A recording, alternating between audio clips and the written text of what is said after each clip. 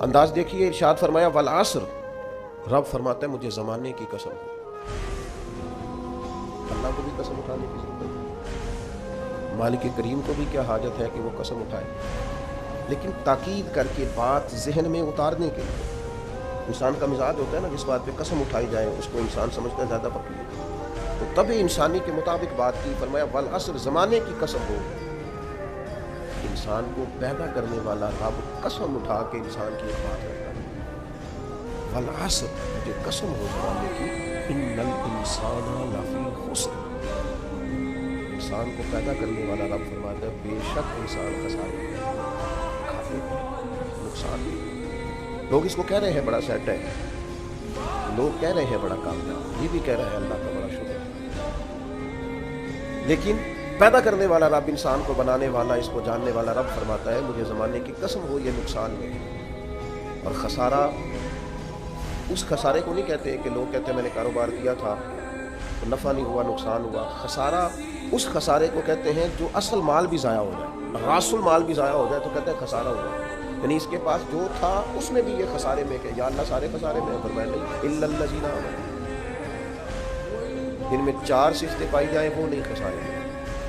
ان میں پہلی صفت یہ ہے کہ الا الذین آمنوا، بے شک وہ لوگ جو ایمان لائے، مگر وہ لوگ جو ایمان لے آئے، جن کا ایمان مضبوط ہو، جن کا عقیدہ ہو کہ اللہ ہمارا رب ہے، وہی پیدا کرنے والا ہے، وہی رزق دینے والا ہے، اسی کی تقدیر کا غلبہ ہے، رب کریم ذرے ذرے کو جانتا ہے، اللہ تعالیٰ نے جس حال میں رکھا ہے یہی حال میرے لیے بہتر ہے۔ انسان محنت پوری کرے، نتیجہ اپنے رب پہ چھوڑ دے، اسباب سارے جمع کرے، بھروسہ اپنے اللہ تعالیٰ پہ کرے، عقائد کے لحاظ سے پختہ ہو، اور پھر اس کا عقیدہ ہو کہ بعد از خدا بزرگ تو ہی قصہ مختصر۔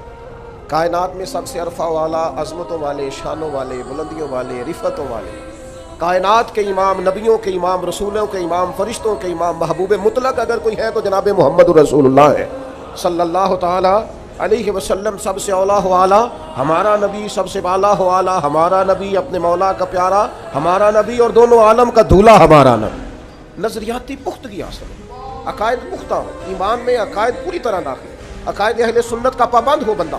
پھر ایک اور بنیادی عقیدہ ہے، اسی ضمن میں سارے عقائد آ جاتے ہیں، فرشتوں پر بھی ایمان ہو، اللہ کے تمام انبیاء پر ایمان ہو، اچھی بری تقدیر پر ایمان ہو، لیکن ایک بنیادی عقیدہ جس کو عقیدہ آخرت کہا جاتا ہے، اس پر انسان کا ایمان ہونا بڑا ہی ضروری ہے۔ اگر آخرت پر ایمان کمزور ہو جائے تو دنیا میں جتنے بھی عمل ہم کرتے ہیں یہ سارے کمزور ہو جائیں۔ یہ جو لوگ ڈپریشن میں، ٹینشن میں، انزائٹی میں چلے جاتے ہیں اور ایک بات بار بار کرتے ہیں کہ میرے ہی ساتھ ایسا کیوں ہوتا ہے، آخر بڑی ہی کوشش کے بعد میں ہی ناکام کیوں رہ گیا، انہیں بتایا جائے گا کہ کامیابی پتہ کیا ہے، لا یستوی اصحاب النار و اصحاب الجنہ، اصحاب الجنۃ هم الفائزون۔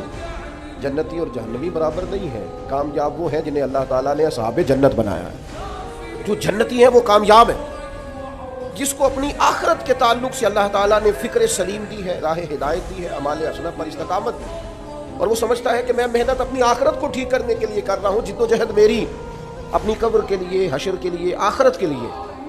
آخرت پر جس بندے کی توجہ ہے وہ بندہ کامیاب ہے۔ اس لیے دنیا میں اگر دنیاوی طور پر کوئی ناکامی آ بھی جائے تو کوئی اتنی بڑی ناکامی نہیں ہے، اس لیے کہ اصل کامیابی آخرت کی کامیابی۔ تو عقائد مضبوط ہو، اور پھر عقائد اہل سنت کی پابندی اس کے پاس موجود ہو، نہ رفس کی طرف اس کا رجحان ہو، نہ خارجیت کی طرف اس کا رجحان ہو، اس کے نظریات ستھرے ہو، اجلے ہو، خوبصورت ہو، وہ رسول پاک کی ذات گرامی کی پوری غلامی کرنے والا وہ شخص، تو اس کے نظریات اعلیٰ۔ تو فرمایا کہ انسان خسارے میں ہے، الا الذین آمنوا، مگر وہ لوگ جو ایمان لائے، وعملوا الصالحات، اور جنہوں نے نیک اعمال کیا۔ اور یہاں بات ختم نہیں ہوئی، 2 صفتیں اور بھی پیدا کریں۔ یہ 2 باتیں ان کی اپنی ذات تک تھیں، آمنوا وعملوا الصالحات، یہ 2 باتیں ان کے اپنے لیے۔ اب وہ سوسائٹی کو کیا دیں؟ 2 کام معاشرے کے لیے بھی کریں، وتواصوا بالحق، حق بات کی نصیحت کریں، وہ معاشرے خیر کی بات کی نصیحت کریں، وائرل باتیں نہ کریں۔